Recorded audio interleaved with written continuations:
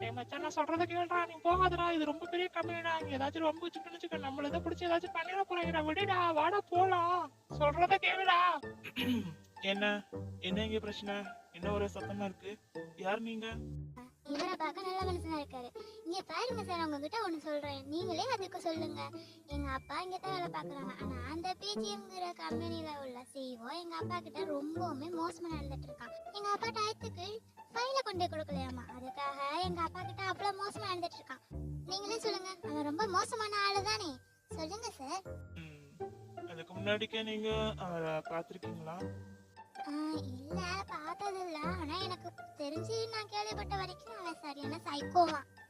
ரொம்ப ரூடான ஆளாம், ஒரு ice மாதிரிக்க. So நீங்க பார்த்தது இல்ல. நான் உங்கள்ட்ட ஒன்று சொல்லணும். அந்த பிஜிஎம்கான சிஓ நான் தான். போச்சுடா மச்சான், நான் அப்பவே சொன்ன தொலைஞ்சோம் நம்ம. இதுக்கு முன்னாடிக்கு நீங்க என்ன சொல்லிட்டு இருந்தீங்க? அது அது அது அது வந்து